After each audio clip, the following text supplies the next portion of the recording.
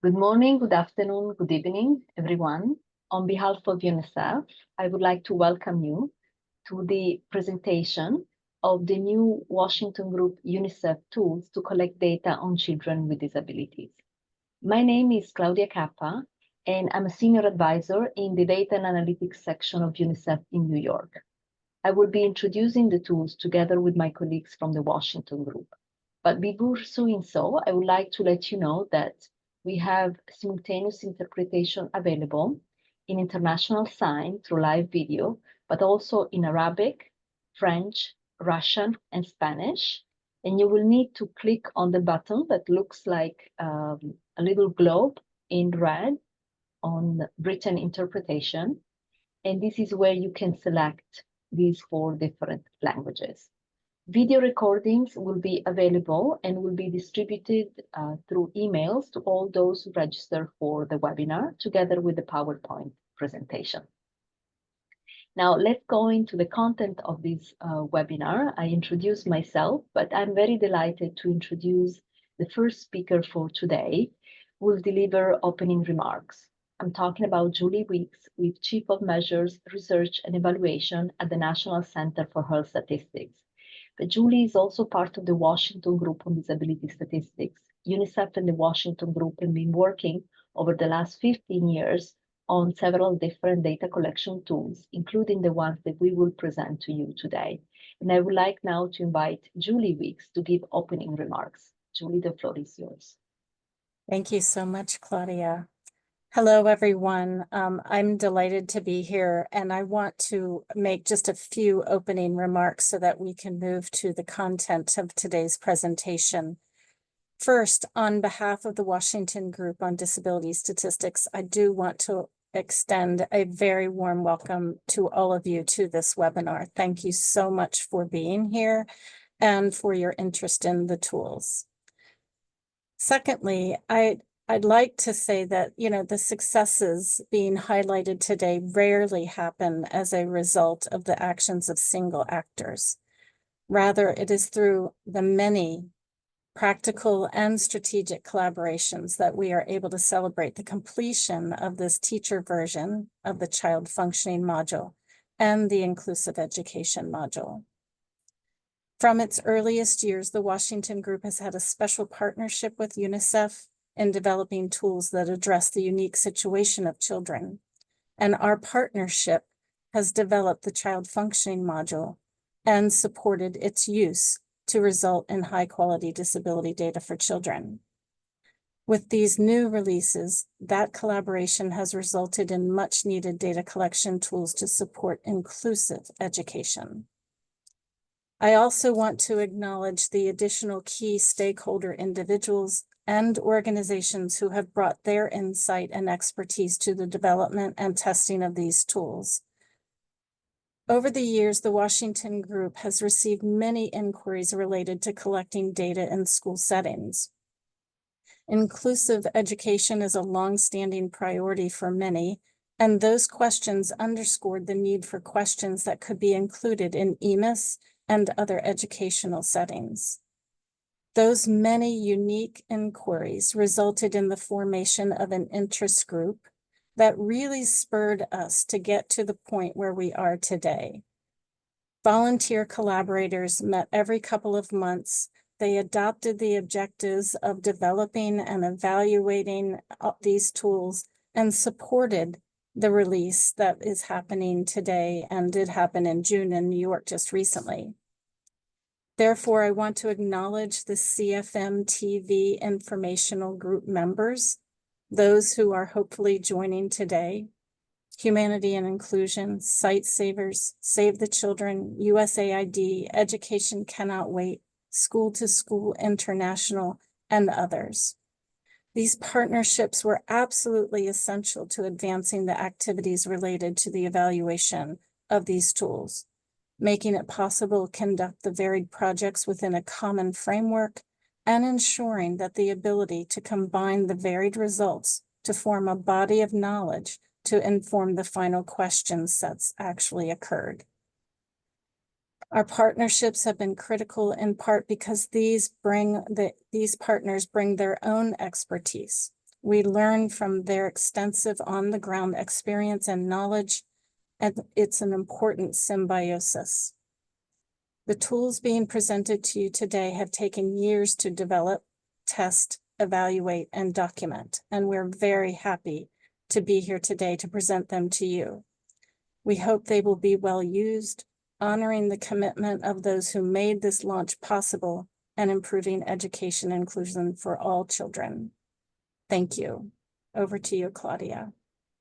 Thank you so much, Julie, for your opening remarks. And I want to take a moment before diving into the content to acknowledge those who are attending, coming from very different countries, from Philippines to Indonesia, Kenya, Italy, Syria, Philippines, Cameroon, Jordan, Bhutan, really an impressive crowd. And we are very delighted to be connecting and presenting the tools today.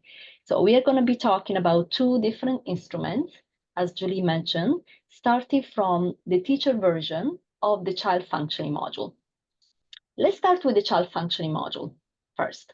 The child functioning module was developed by UNICEF and the Washington Group and launched in 2016. Since its launch, the child functioning module has been used in about 60 countries across the world to collect data on children with disabilities. The purpose of this module is to identify children with functional difficulties through household surveys.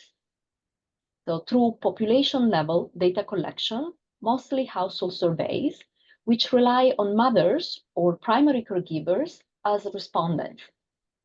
In the context of these surveys, mothers or primary caregivers of children between the ages of 2 and the ages of 17 are asked several questions about the difficulties that the child might have in performing certain daily activities. These activities touch upon different domains of functioning. And mothers are asked whether their child or children have difficulties that goes from no difficulty to some difficulty, a lot of difficulty, and the child cannot do at all the activity that the question is about. So we have different set of questions for children age 2 to 4, and a different set for children 5 to 17. So if we go back to the conceptual framework that was used to help in the development of the child functioning module, we have to go back to the International Classification of Functioning. In the International Classification of Functioning, disability is conceptualized as a very complex model resulting from the interaction of several different components that are visually displayed on this graph. In this graph, there is a health condition that is underpinning a possible impairment which affect the body function and structure. Now, these impairment may result in activity limitations. These activity limitations are influenced by personal factors as well as environmental factors and affect overall the participation of children and adults in their daily lives. The UNICEF Washington Group module on child functioning was developed to capture the outcome of these various aspects of interaction, and specifically to capture activity limitations or functional difficulties that again result from an impairment, but also are influenced by personal factor and environmental factor and pose children or adults at risk of limited participation in an accommodating environment. Now, starting from the child functioning module and building on the feedback and the inputs that were provided to us by the many partners that Julie mentioned, we decided to test a teacher version of the child functioning module because our partners clearly indicated that school settings can be an entry point for data collection. Because of course, schools are also an entry point for delivery of programs and services. So the teacher version of the child functioning module was developed to identify, in the context of a school, children with functional difficulties, using teachers and their knowledge as respondents. Now, obviously, we know that the teacher's ability to provide an accurate account of their children, the students that she's in contact with, depend on many factors, depending on the school settings, but also depends on the teacher's characteristics. Depending on the school system, there might be a situation where there is only one teacher, a main teacher, that spends a significant amount of time with children. But in other settings, there might be several teachers interacting with children.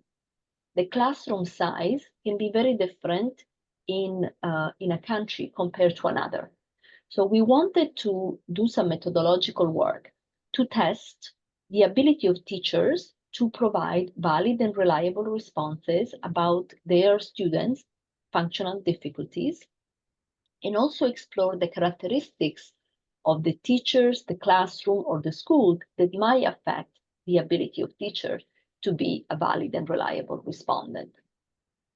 So following testing that was done by UNICEF and the Washington Group, by also the many partners that Julie mentioned, we've been able then to identify the type of questions from the child functioning module that could be retained because they proved to be able to give valid and reliable information when addressed to teachers as opposed to parents. So the questions that are in the teacher version of the child functioning module are very similar to the questions from the original CFM.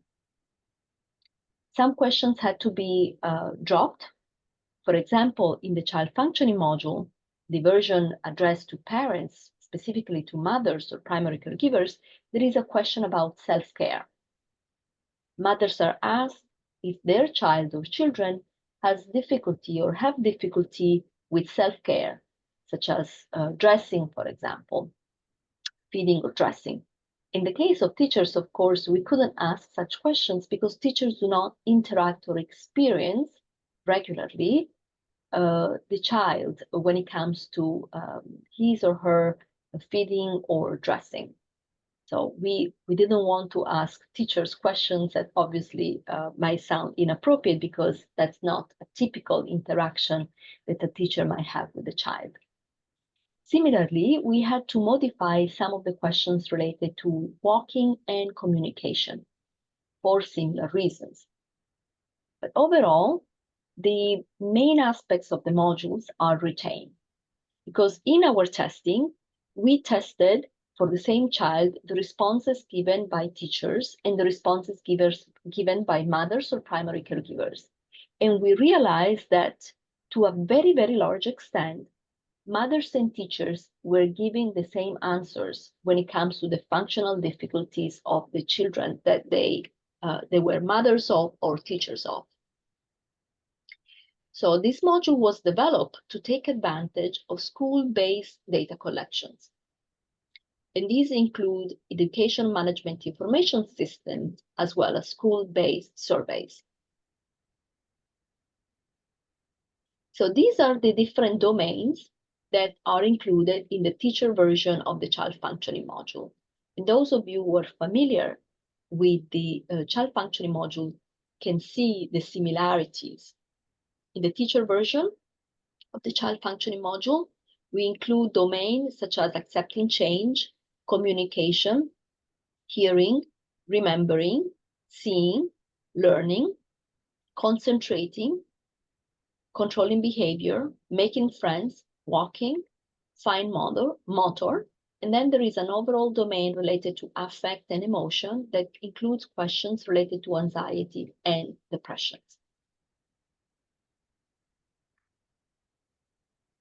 So how can this instrument be used? Well, first of all, it can be used with a purpose that is, again, very similar to the original child functioning module, is to get population level estimates of the prevalence of functional difficulties.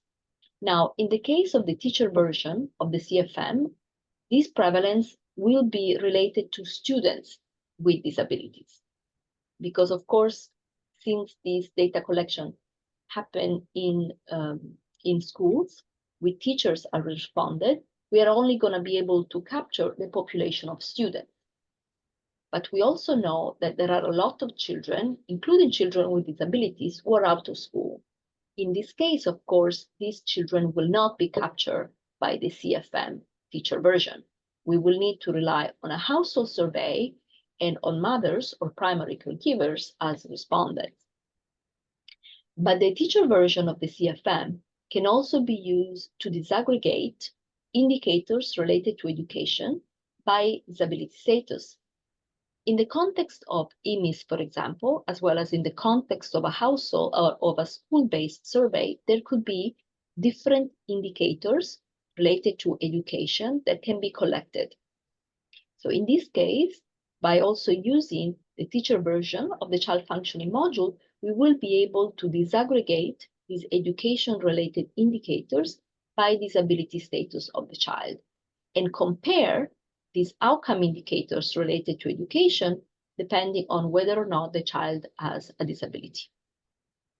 Now, a third possible use of the teacher version has to do with screening, so identification of individual children for the purpose of follow-up or referral. But this type of use needs to be done with the understanding of certain caveats and limitations, because the teacher version of the child functioning module was not intended or developed to be a screening tool. It was intended for statistical purposes. Now, testing that was done by partners indicate that most children who have indeed a functional difficulties will be captured and identified correctly through the use of the teacher version of the child functioning module. But the testing also indicated some children might be missed.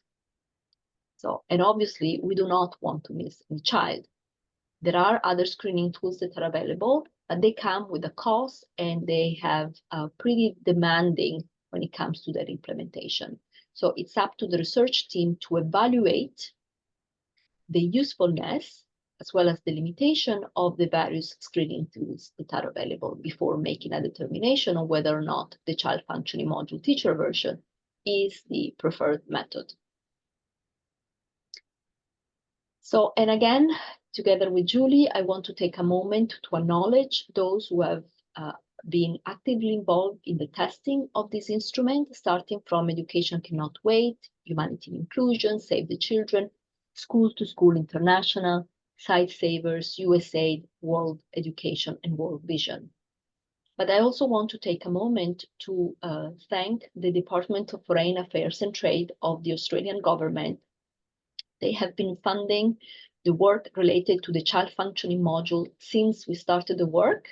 So it's been over 10 years of collaboration with DFAT, which also supported the development of the teacher version of the child functioning module and the inclusive education module. And this is what I'm going to talk about in the next part of my presentation. The inclusive education module is a set of questions that has been developed by UNICEF and the Washington Group starting from 2012.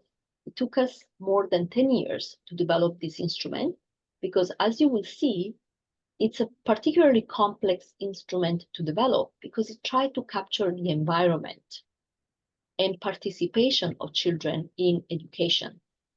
And participation and environments, as we know very well, are very much dependent on context. So we wanted to develop an instrument that could be used in very different countries and produce internationally comparable data. These set of questions are meant to be addressed to mothers or primary caregivers of school-age children. Now, each country might have a slightly different start when it comes to the age of the child entering primary school. It can be 5 years old, it can be 6 years old. So these has to be customized depending on the country context. It's a set of questions that can be added to multi-topic surveys that cover very different subjects, like demographic surveys, for instance, or dedicated surveys on education or on disability. The purpose of this set of questions is to help understand the barriers that children with disability may experience. But for us to be able to do so, we will need to use this set of questions on inclusive education together with the child functioning module. The reason being that the inclusive education module is not specific to children with disabilities. It is meant to capture barriers that children with different socioeconomic background might experience.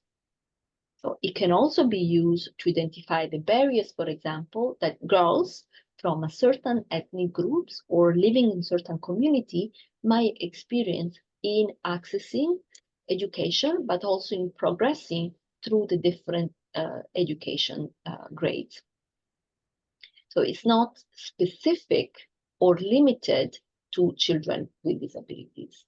So if we want to then use it to understand the barriers that children with disability may experience, this set of questions on inclusive education have to be used alongside questions from the child functioning module, because the child functioning module will allow us to identify children with disabilities in a population and disaggregate the information that we will obtain from the inclusive education module. So going back to the international classification of functioning, we mentioned earlier that the child functioning module really captures what is at the center of the international classification of functioning elements, which are the activity limitations. In the case of the UNICEF Washington Group module on inclusive education, we are trying to understand participation and participation restrictions. So we are covering another element, if you want, of the international classification of functioning. This set of questions are structured into 5 different modules. The first module is on the child background, followed by a module on school type, a module on school environment, a 4th module on reasons for not attending schools, and the last module on school attendance determinants. So let's go quickly over the content of these different modules, starting from the child background. This is the first set of questions that the mothers or primary caregivers will be asked. They try to gather information, basic information about the child, whether he has ever attended school, the highest grade, the highest level that the child attended, and the highest level that the child completed, and whether the child is currently attending school or not. This set of questions are important because they give us a demographic and a school profile, if you want, of the child, but also they are important because they help us determine eligibility for the questions that will follow. The second module is a module about the school type. So the questions ask whether the child is exclusively homeschooled, or if he or she is going to a physical school, the type of school that the child is going to, whether it's a boarding school, a regular school, special school for children with disabilities. The questions are also asked about the type of classroom where the child is in, whether it's a regular classroom or a special classroom for children with disabilities. The questions ask the number of days that the child has missed since the beginning of the school year. And the module also tries to assess the expectations of the respondent about completing the school year for that child. Again, these questions are very relevant in themselves, but also useful to identify what type of questions need to be asked as a follow-up. Because you can imagine children might have very different profiles when it comes to their education. Some children are out of school and they never attended. Other children could be out of school as a result of having dropped out. But there are children who are attending schools.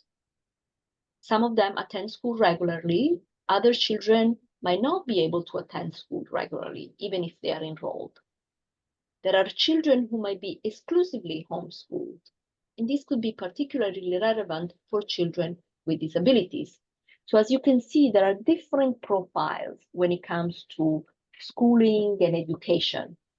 So we needed to develop a set of questions that can help us understand what are the possible constraints or barriers that these children might experience. So for example, we might want to understand why some children are out of school. We might also want to understand why certain children who are enrolled in school are not able to attend school regularly. Because from the policy perspective, from the programmatic intervention perspective, this type of information about the reasons for missing out school days or for not attending school are critical to identify then actions that can lead to reducing dropout rates, out of school rates. So for children who attend school regularly and go to a physical school, a number of questions are asked about the school environment. So the questions related to whether or not the child needs help to get to school, whether the child receives support from school staff, whether the child can use learning materials that are provided by the school. Questions are asked about the conditions of the classrooms, accessibility of wash facility and recreational areas, safety acceptance, responsiveness of school to concern, whether the school meets the students' learning needs, and whether the teachers meet the students' learning needs. All of this information filtered through the knowledge, the attitudes, the perception of mothers or primary caregivers, who are the respondents to these questions. We wanted to rely on mothers because we wanted the lived experience of mothers when it comes to the educational experience of her children.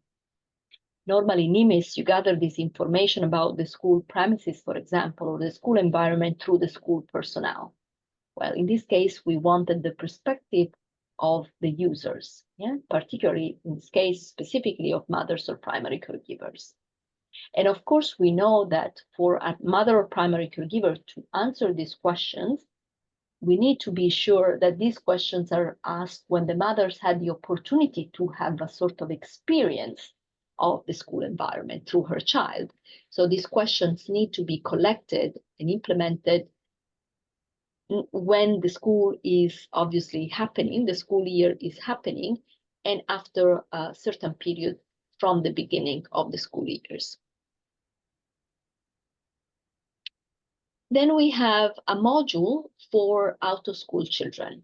This module is meant to be used for children who are not going to a physical school as a result of having dropped out or because they never attended any school.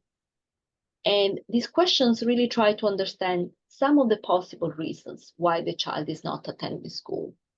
Maybe one of such reasons could be the fact that the child needs help to get to school and this help is not available, whether it's transportation or other forms of help.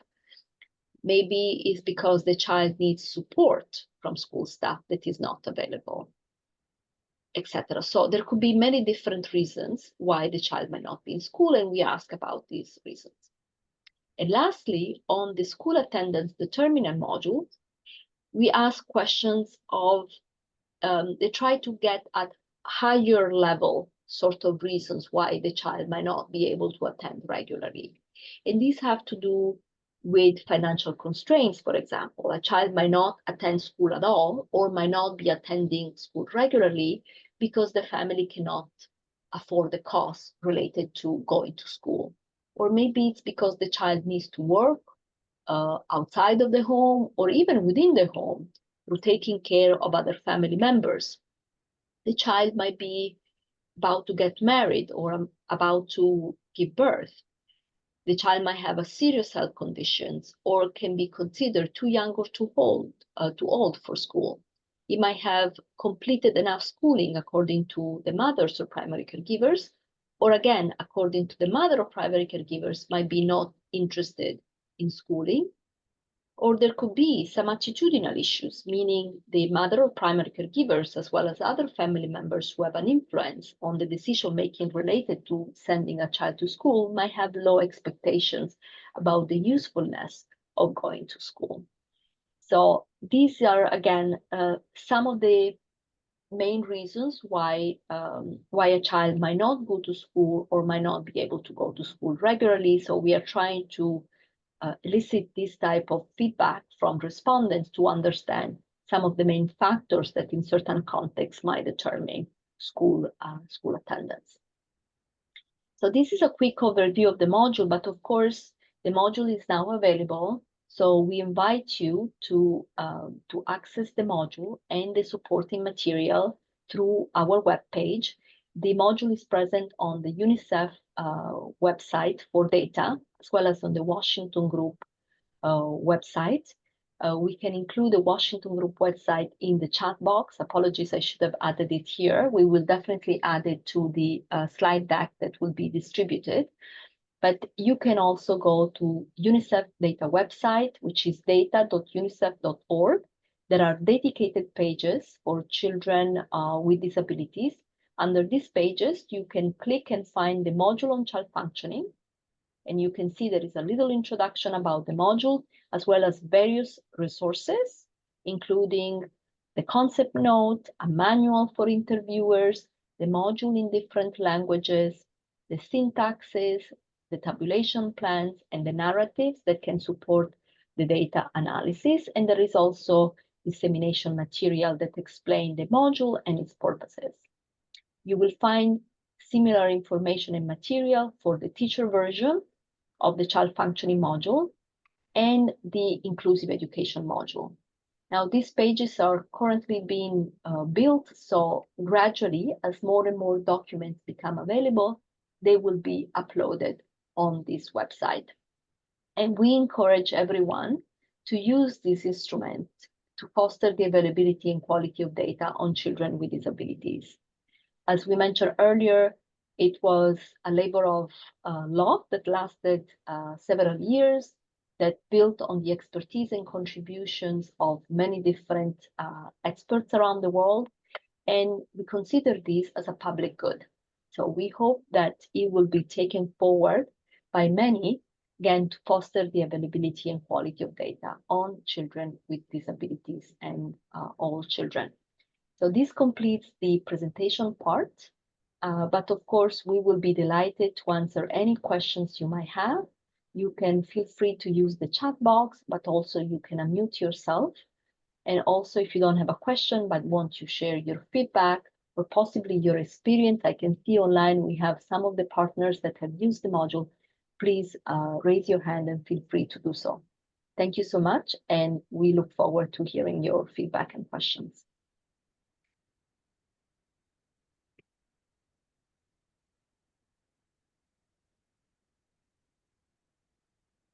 So we have already, I can see a few questions in the chat. So I hope I'm not gonna miss any of them. So I apologize in advance. There are many and they keep coming. So the first is mode suggestion to create a contrasted version of the slides. Sure, we will be happy to do so. Then a question on which country was the CFM TV tested? Was it tested done in Jordan? So no, there was no testing done in Jordan.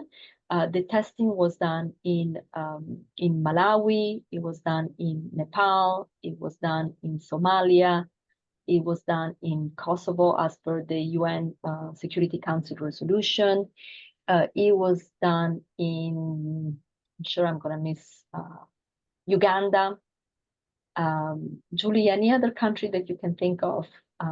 But no, it certainly was not done in Jordan. We have a little concept note we developed that explain all the different locations of the testing. What was important for us was also to test not necessarily in every single countries, but to have a variety of countries and also settings, including, for instance, humanitarian settings with refugee populations. Are there reports, Leah is asking, that summarize finding from the use of the inclusive education module in particular countries? Well, so far the inclusive education module has not been used as such, has not been implemented fully in countries, it's been just tested. So we have indeed the reports from the testing that was done in the inclusive education module, but we have not scaled up. So we launched this instrument only in June. So we hope that as more countries will actually use the module, now that the methodological work is done, we will be able to compile the information and in the future produce a report that summarizes the findings. Suzanne is asking, does the inclusive education module take into consideration the context of displacement or conflict/crisis? Well, the questions are neutral we're trying to develop questions that are neutral to the context, because of course, otherwise we will have to adapt too much the modules to the different contexts. And that's why it took us so long, right? Because we wanted to have a module that can be used with minimal adaptation and still produce relevant and useful information across settings. So part of the testing was actually to account for a context-specific issues and minimize the importance or the significance of the context to the point that it will compromise the ability of using the instrument. So we have not necessarily taken into consideration this context-related variable, but we don't have reasons to believe that the module will not be applicable to displacement or conflict and crisis.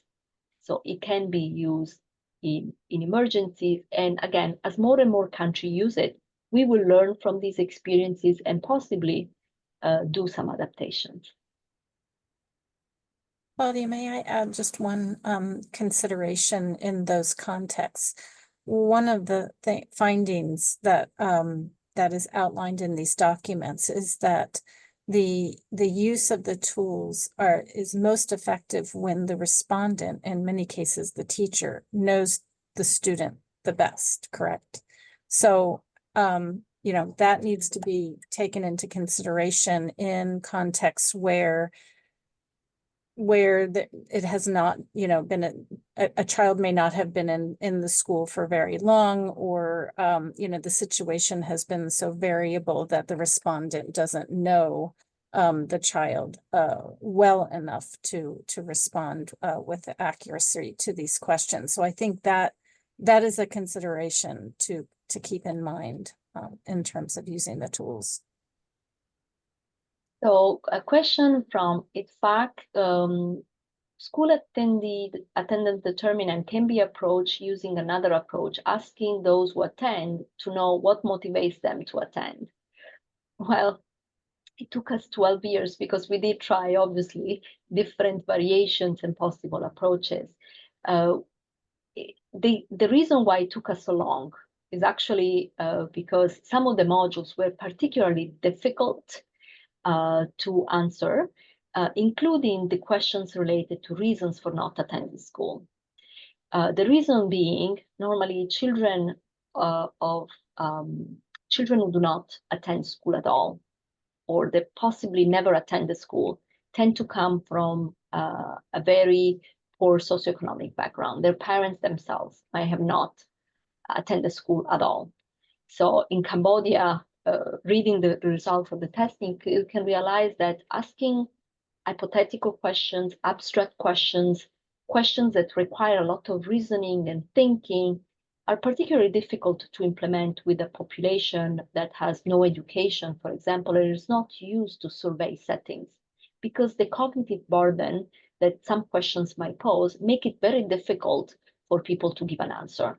Also because sometimes the reasons are not really thought through, meaning the school might not be available at all, might not even be an option. Schooling is not something that is considered standard. So we try different formulation of the questions to minimize errors, but also to minimize, you know, to maximize the survey and the flow of the question so that it's not particularly complex for people to answer. So what you see as a result of these years of testing are the questions that work the best, we can say so. Of course, there is not a single question that can be absolutely perfect with all respondents. So we had to, of course, always accept a certain level of challenges in implementing some of these questions. But what we have right now is what we consider to be the best approaches after having done extensive testing. Stephanie is asking, what strategy does UNICEF and the Washington Group recommend for ensuring that the implementation of the CFM-TV and the inclusive education module is culturally sensitive and adaptable to diverse educational contexts across different countries? Since I already tried to touch upon this, Julie, would you like to comment on these questions from Stephanie? I was thinking about the comments that you included towards the end of the presentation in terms of one of the purposes of choosing a diverse number of settings to evaluate and test the tools was to ensure that they work across a variety of settings in a number of cultural contexts. A lot of that has been demonstrated to work in these different contexts.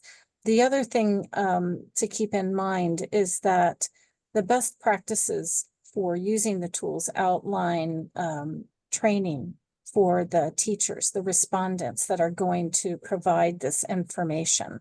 It's not the child who answers for themselves. So it is during this training that a lot of the kind of context and cultural impacts can be addressed at that time.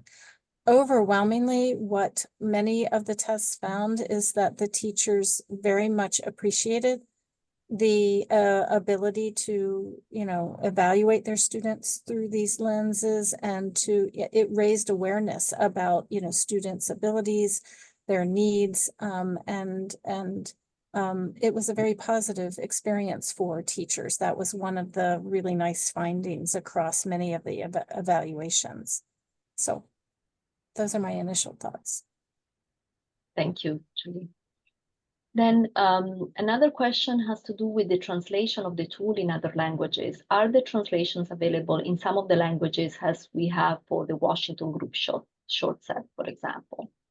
So the child functioning module teacher version is already available in more than 10 languages. So on the website, you will see it's available in English, French, Spanish, Portuguese, Brazilian Portuguese, Portugal, Khmer, Chinese, Russian, Arabic, etc. So it's several languages. Swahili is already available. For the inclusive education module, so far it's only available in English, but we will be developing all the different languages going forward, and the same applies to the implementation material. Suzanne is asking, is the caregiver that complete the inclusive education module, is this done in their home environment? If it's done at school instead, how do you account for children who are not attending school? So Suzanne, the module is meant to be implemented as part of household surveys. So with mothers or primary caregivers are the respondents. So it normally happens in their homes with mothers or primary caregiver, exactly because we wanted to capture all children, including children who are out of school. So Emily, hi Emily, nice to see you online, is asking, are you also assessing grade and school completion, attrition, and grade repetition rates? Well, the module is meant to be included in, as we mentioned at the beginning, a multi-topic survey as well as education related surveys. So what we have in the inclusive education module right now are a core set of questions, including those related to education that are necessary for the implementation of the module. But of course, there are other questions, larger set of questions that have been used in surveys like demographic health surveys or multiple indicator cluster survey that capture data across many more different education related indicators. So in the guidelines for interview on the inclusive education module, we recommend expanding the set of questions related to education indicators by including additional questions that have been used extensively in surveys to capture educational outcomes for children. But these are complementary sort of questions. They're not part of the inclusive education module because the inclusive education module wanted to add new questions to the existing basic set of questions related to education indicators. So Janaka, yes, we will share the presentation with all the participants as well as the recording. Tashi, hi Tashi, is asking, is there any labor force survey related questions? I know that the Washington group has developed questions for inclusion in labor force survey. I'm going to give the floor to Julie. There is a labor force survey disability module that was developed in collaboration with ILO that is available on the Washington Group website. And if you want to follow up with an email or you can't find it on the website, we're happy to help with that. Penina is asking, good tools and resources provided. Do you have the versions of this tool translated in international sign as we aim to enhance the deaf-led research? If not, is the UNICEF plan in making your resources deaf inclusive and accessible for deaf researchers, deaf teachers, and caregivers? Well, this is a paper version for now of the inclusive education module. So, of course, it's meant to be integrated into a household survey that can be administered as a written tool or through copy applications. So the interviewers is the one who is going to be receiving this questionnaire and then has to implement this questionnaire. At the level of the data collection, of course, when these tools are being implemented, then they will, of course, need to have an inclusive data collection happening, which requires, of course, also interviewers who are using sign. But we know that, unfortunately, the reality is that many data collection exercises are not fully inclusive, meaning when the data collection teams are in the field, they are not necessarily equipped properly for an inclusive implementation of and deployment of the data collection instrument. So that's the reality that we know exists when these tools are implemented in data collection. So in our recommendation, we clearly mention the fact that all stages of data collection needs to be inclusive, including at the level of the data collection teams. But we know that the reality has many constraints when it comes to that.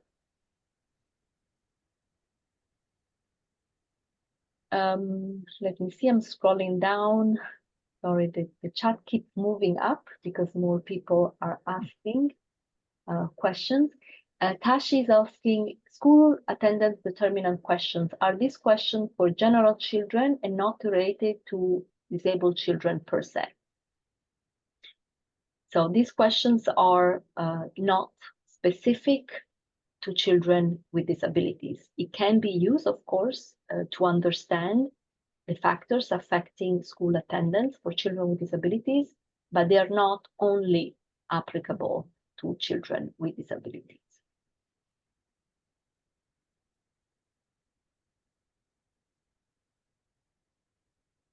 Heba is asking, will it be included in the mixed modules as part of the mixed survey?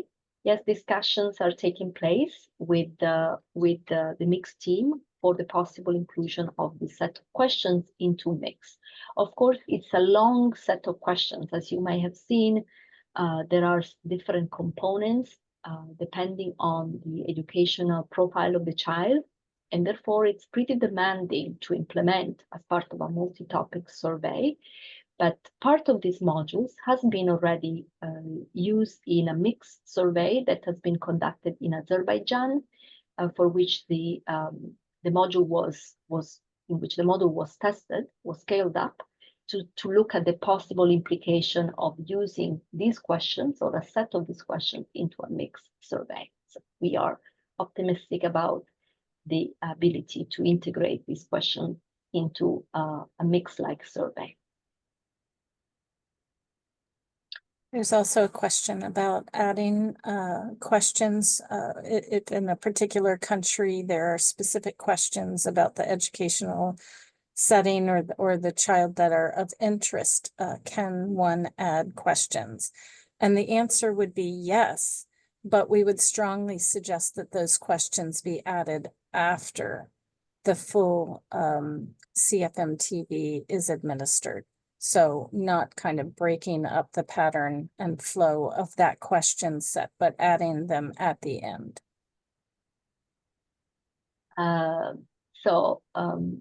Zara and Leah, I'm going to read two questions, Julie, if you would like to take them. The first question is the goal of the data collected through this module to be integrated and combined with household survey data, or is it designed to be used in contexts where household surveys are not possible? And probably, Zara, you are referring to the CFM TV, we assume, because of course the inclusive education module is meant to be integrated into household survey. So we know that you're referring to the CFM TV. And then Leah has another question. You mentioned that the CFM can be used as a screening tool with a high level of accuracy, but one issue is some students are missed. Additionally, have there been challenges with students being misidentified by the CFM?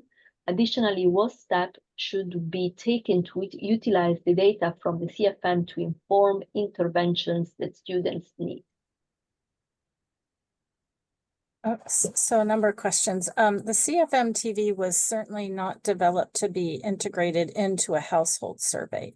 It's for use it's for application in the school setting, so administered to teachers in that setting, the data of which can be combined with other data, but a household survey certainly is not administered in schools. So combining them was not the purpose. In terms of all tools will miss some children or some adults. They're simply, we know there's misclassification, and we've done a lot of evaluation of the false positives and the false negatives in these tests over the years. And the question sets are designed to reduce as much as possible all of those misidentifications. In terms of what steps should be taken to utilize the data from the CFM to inform interventions, we should be very careful in not misinterpreting how these tools should be used. They are not clinical assessments. They're not going to tell you exactly what kind of assistive devices necessarily are exactly needed or what medical conditions a student may have. But insofar as they might identify or provide an entryway into follow-up, that can be done. And a lot, some of the questions, for example, like seeing and hearing, can a follow-up can be done where clinical evaluations can be done. But the purpose really here is not to identify issues with individual students. The data are supposed to be combined to inform an overall statistical population perspective on a body of students. I don't know if that's helpful, but we can follow up. We're more than happy to have more specific conversations about that. So with your question, with your answer, you already provided additional information for some of the other questions. For instance, if Pak was asking, do you suggest that for the CFM TV to be used also in administrative data collection like EMIS? So the answer is yes. Petra is asking, can we add our own questions? For example, in Namibia and South Africa, classrooms are always too much full, which also impacts learning and education. Well, we tested in Malawi, where we had an average classroom size of 200 children. We thought it was a data entry mistake, but it wasn't. So indeed, we tested also in settings where the classrooms are particularly big, which indeed impact learning and education. When adding questions to surveys, of course, you can always add questions, but 12 years of testing taught us something we already knew, but was another opportunity for us to have a confirmation that we might think a question might work well, but it's only after you test it thoroughly that you are really able to understand whether the question produced the results that you really want. So adding questions is always possible, but we recommend doing so after a thorough evaluation of the question. So Walk, hi, nice to see you, is asking, from a planning perspective, how much time is needed for completion of each survey? Teachers per student? Can mothers, caregivers, mother of the child attending or not attending school? So I think your questions relates to the CFMTV as well as the inclusive education questions, right, module. The CFMTV, the length is similar to the length of the CFM for mothers, so the length is pretty much the same. When it comes to the inclusive education module, we have not been able to measure exactly the average length, but we do know that for children, for mothers of children not attending school, for example, or they've missed a number of school days, you have a significant number of questions. So all in all, the mother of the child that has the longest number of questions, she will get about 30 questions. So indeed, it's demanding from the point of view of implementation, because we might expect 10 minutes for data collection for an individual child. There's a question about the links, and I've put the links for both the CFMTV and the IEM in the chat. And I noticed also a question about can we incorporate these into teacher training institutions to ensure that new teachers are familiarized with them before they enter into the classroom? I would say absolutely yes. And also for learning purposes, yes. Both of those situations are absolutely acceptable. I mean, especially if you're going to implement the tools during the school year, you certainly want to go ahead and train all of the teachers, new or existing. Ursula is asking, am I right in thinking that inclusive education module produces quantitative data rather than qualitative or mixed?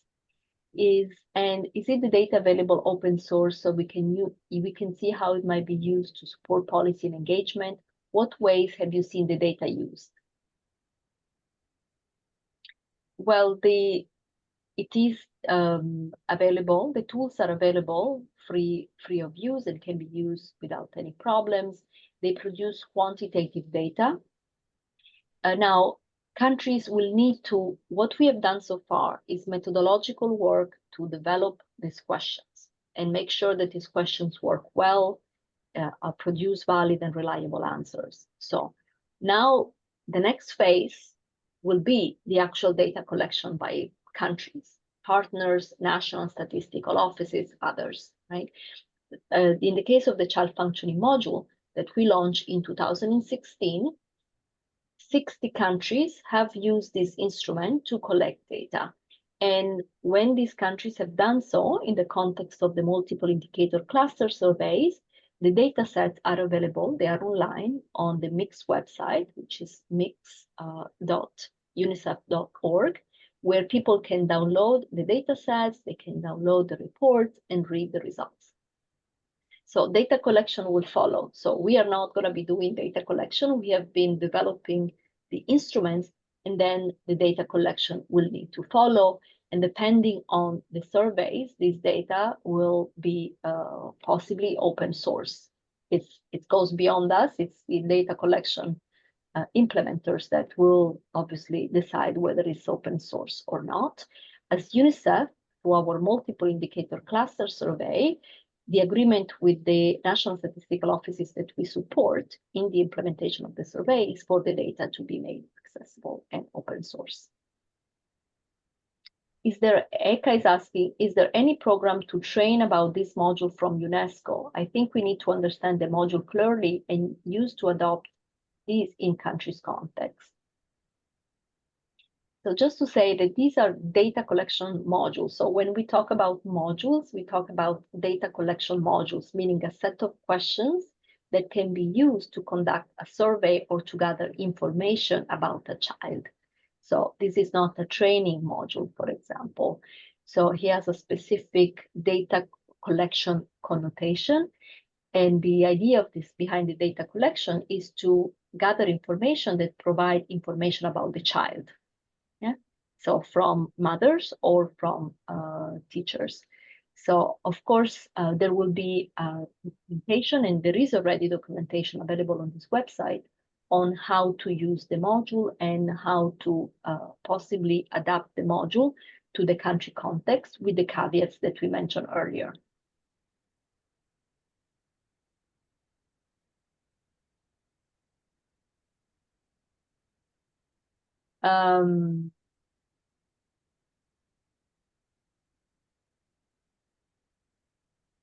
There is a question in Spanish from Angie.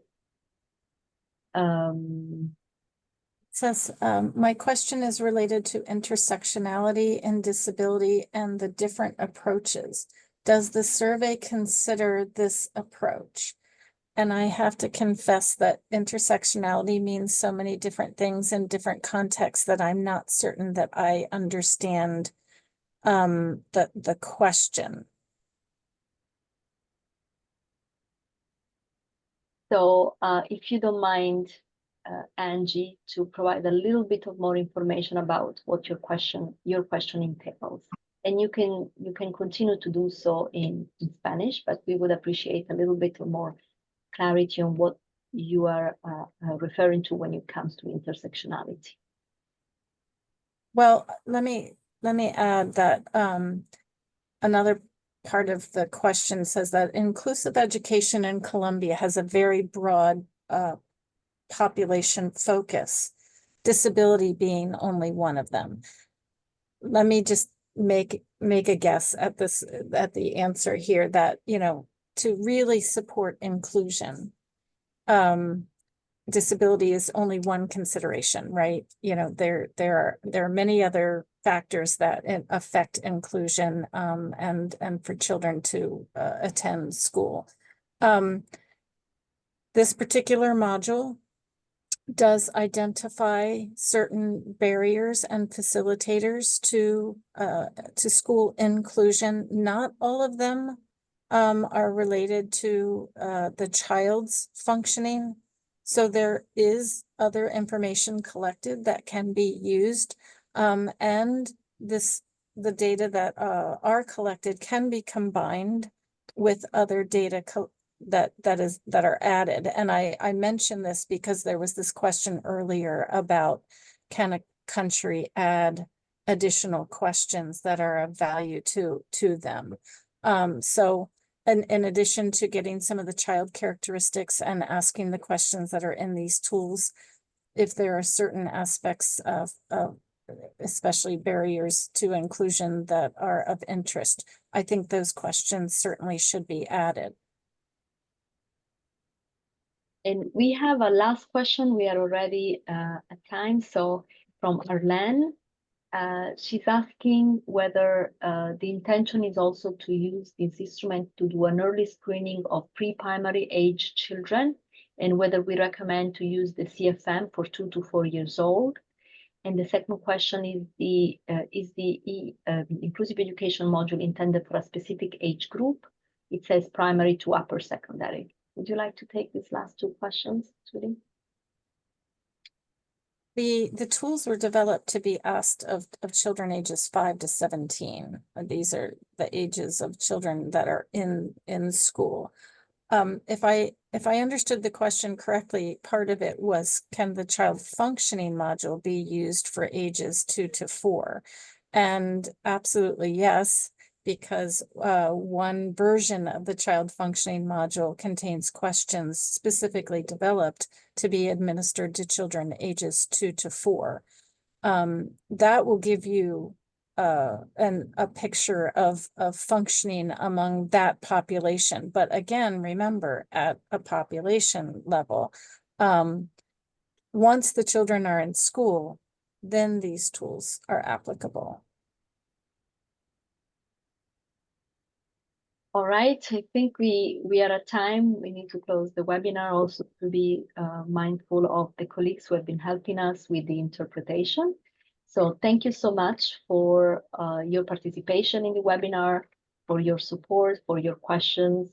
And of course, it's the beginning of a process right now. As we will continue to support the collection of this data, we will provide regular updates, and we look forward to working with you all. Please do reach out to us. We will indicate our emails in the chat, and we will send out the recording and the PowerPoint presentation again. Thank you so much. Thank you to the interpreter. Thank you to those who supported the preparation of this webinar. Thank you to the Washington Group for being such a wonderful partner to UNICEF. Thank you to the Department of Foreign Affairs and Trade and the partners that supported this instrument. So thank you. The webinar is closed. Thank you so much and have a good rest of your day.